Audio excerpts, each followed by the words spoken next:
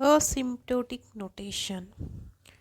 Let us discuss the asymptotic notation.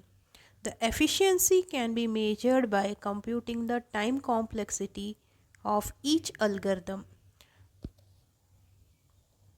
Asymptotic notation, the mathematical representation of time complexity, is called as asymptotic notation, and it is also shorthand a representation of the time complexity.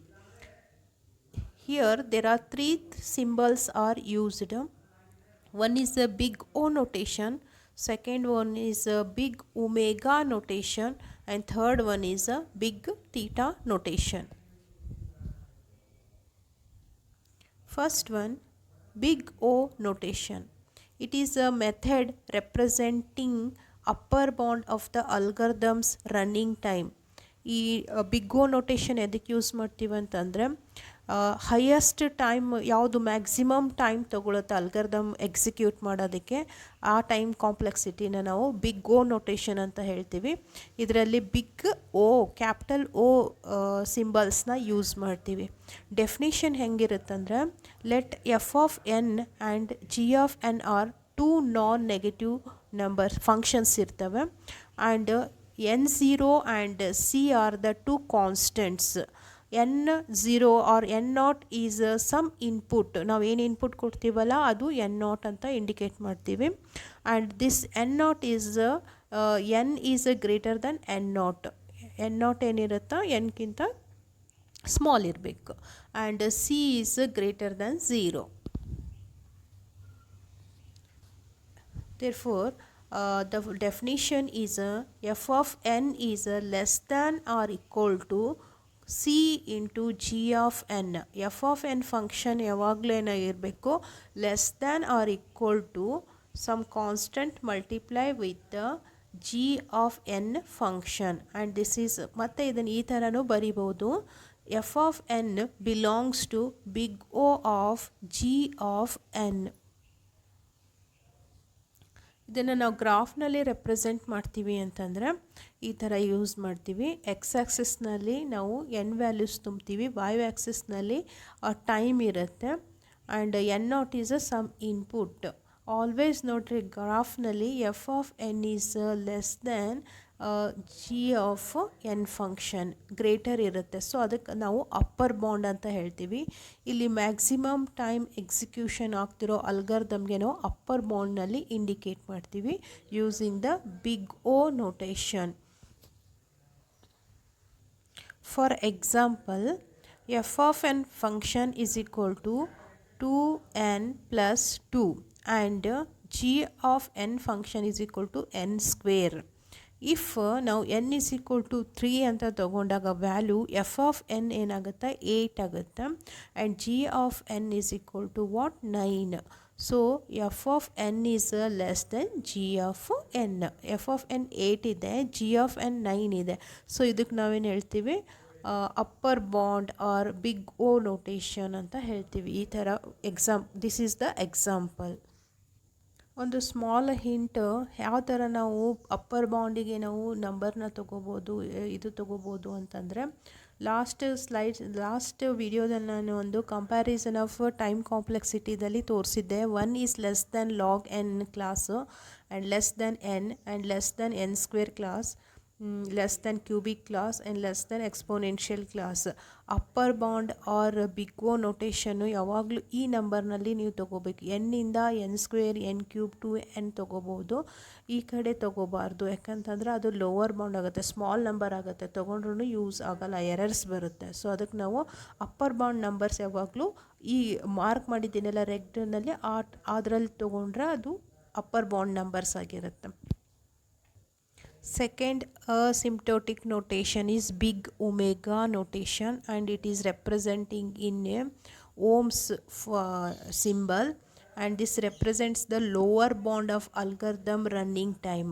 ಇದು lower bound ಅಂತಂದರೆ shortest time, minimum time ತಗೊಳ್ಳೋ time ಕಾಂಪ್ಲೆಕ್ಸಿಟಿನ measure ಮಾಡ್ತೀವಿ. ಆಮೇಲೆ ಇದನ್ನು omega ಸಿಂಬಲಿಂದ ಓಮ್ಸ್ದು ಸಿಂಬಲಿಂದ ನಾವು indicate ಮಾಡ್ತೀವಿ. And ಇದರ definition ಏನು ಅಂತಂದರೆ f of n is greater than or equal to c into g of N.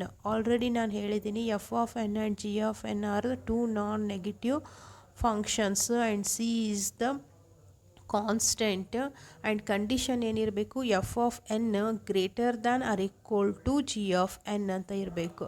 ಆವಾಗ ಇದನ್ನು ನಾವು ಬಿಗ್ ಒಮೆಗಾ ನೋಟೇಷನ್ ಅಂತ ಹೇಳ್ತೀವಿ. ಆ್ಯಂಡ್ ಇದು ಮಿನಿಮಮ್ ರನ್ನಿಂಗ್ ಟೈಮ್ನಲ್ಲಿ ಇಂಡಿಕೇಟ್ ಮಾಡ್ತಾ ಇದ್ದೀವಿ. ಆಮೇಲೆ ಇದ್ರ ಗ್ರಾಫ್ ಯಾವ ಥರ ರೆಪ್ರೆಸೆಂಟ್ ಮಾಡ್ತೀವಿ ಅಂತಂದರೆ ಎಕ್ಸ್ ಆಕ್ಸಿಸ್ನಲ್ಲಿ ಎನ್ ಇನ್ಪುಟ್ ವ್ಯಾಲ್ಯೂಸ್ ಇರುತ್ತೆ ಆ್ಯಂಡ್ ವೈ ಆಕ್ಸಿಸ್ನಲ್ಲಿ ಟೈಮ್ ವ್ಯಾಲ್ಯೂ ಇರುತ್ತೆ. ಆ್ಯಂಡ್ ನೀವು ಗ್ರಾಫ್ನಲ್ಲಿ ನೋಡಿರಿ ಎಫ್ ಆಫ್ ಎನ್ ಏನಿರುತ್ತೆ ಗ್ರೇಟರ್ ಇದೆ ಆ್ಯಂಡ್ ಜಿ ಆಫ್ ಎನ್ ಲೋವರ್ನಲ್ಲಿದೆ, ಕೆಳಗಡೆ ಇದೆ. ಸೊ ಇದಕ್ಕೆ ನಾವು ಲೋವರ್ ಬಾಂಡ್ ಅಂತ ಹೇಳ್ತೀವಿ. ಇದರ ಮೀನಿಂಗ್ ಏನಂತಂದರೆ it's take the minimum amount of time, smallest amount of time ತಗೊಳುತ್ತೆ. For example, f of n is equal to 2n square plus 5 and g of n is equal to 7n. If n is equal to 0 ತಗೊಂಡ್ರೆ f of n 5 ಬರುತ್ತೆ and g of n is equal to 0 ಬರುತ್ತೆ. So f of n is greater than g of n and it is also indicating f of n belongs to omega of g of n.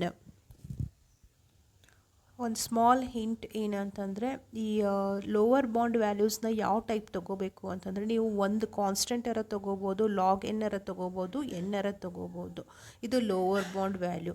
ಇದನ್ನು ಬಿಟ್ಟು ನೀವು N square N cube 2n ತೊಗೊಂಡ್ರೆ ಅದು wrong ಆಗುತ್ತೆ. ಯಾಕಂದರೆ ಅದು upper bound highest growth order values ಆಗುತ್ತೆ, input values ಆಗುತ್ತೆ. ನೀವು ಆಲ್ವೇಸ್ ಸ್ಮಾಲ್ ಗ್ರೋತ್ ಆರ್ಡರ್ ವ್ಯಾಲ್ಯೂನ ತೊಗೋಬೇಕು. ಇದು ಲೋವರ್ ಬಾಂಡದ್ದು ವ್ಯಾಲ್ಯೂಸ್.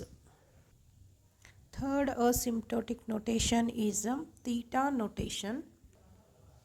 ಈ ಮೆಥಡ್ನ ನಾವು ಸಿಂಬಲ್ನ ಥೀಟಾ ಸಿಂಬಲಿಂದ ಯೂಸ್ ಮಾಡ್ತೀವಿ. By this method the running time is between upper bound and lower bound of the algorithm. ಇದೇನು ತೊಗೊಳುತ್ತೆ, ಅಪ್ಪರ್ ಬಾಂಡ್ ಮತ್ತು ಲೋವರ್ ಬಾಂಡ್ಗಿಂತ ಮಿಡಲ್ನಲ್ಲಿ ನಂಬರ್ನ ಇದು ತೊಗೊಳುತ್ತೆ, ಎಕ್ಸಿಕ್ಯೂಷನ್ ಟೈಮ್ ತೊಗೊಳುತ್ತೆ, ಅಂದರೆ exact time ತೊಗೊಳುತ್ತೆ.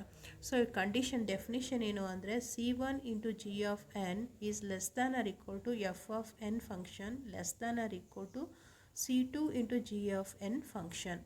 C1 and C2 here is a constants. G of n is the g of n and f of n are the two functions. And it is also say like f of n is belongs to theta of g of n. And this is the graph. ಈ graph ಏನಿದೆ ನೋಡಿ, upper bond lower ಬಾಂಡ್ನಲ್ಲಿ ಇದು ಬರುತ್ತೆ, indication ಮಾಡ್ತೀವಿ. C1 ಫಂಕ್ಷನ್ಗಿಂತ ಕೆಳಗಡೆ ಇದೆ, C2 ಫಂಕ್ಷನ್ಗಿಂತ ಮೇಲಿದೆ. ಇದನ್ನು ಈ ಥರ ನಾವು ಗ್ರಾಫ್ನಲ್ಲಿ ಇಂಡಿಕೇಟ್ ಮಾಡಬಹುದು. And example, if f of n is equal to 2n plus 8 and g of n is equal to 7n ಅಂತ ತೊಗೊಂಡ್ರೆ ಅದರದ್ದು ಇಫ್ ನಾವು n is greater than or equal to 2 number ತೊಗೊಂಡ್ರೆ ಅದ್ರ ವ್ಯಾಲ್ಯೂ ಏನು ಬರುತ್ತೆ, 5n is less than 2n plus 8 is less than 7n. So theta ವ್ಯಾಲ್ಯೂನ ನಾವು ಯಾವ ಟೈಪ್ ತೊಗೋಬಹುದು ಅಂತಂದರೆ ಎಕ್ಸಾಕ್ಟ್ ಎನ್ ವ್ಯಾಲ್ಯೂ ತೊಗೊಂಡ್ರೆ ನಮಗೆ ಥೀಟಾ ವ್ಯಾಲ್ಯೂ ಸಿಗುತ್ತೆ. ಅಪ್ಪರ್ ಬಾಂಡ್ ಮತ್ತು ಲೋವರ್ ಬಾಂಡ್ ಮಿಡಲ್ನಲ್ಲಿ ಎನ್ ವ್ಯಾಲ್ಯೂ ಏನಿದೆಯಲ್ಲ ಅದನ್ನು ತೊಗೊಂಡ್ರೆ ನಮಗೆ ಎಕ್ಸಾಕ್ಟ್ ವ್ಯಾಲ್ಯೂ ಬರುತ್ತೆ. ನಾವು ಅದು ಥೀಟಾ ವ್ಯಾಲ್ಯೂ ಅಂತ ತೊಗೋಬೋದು. And thank you for the watching the video.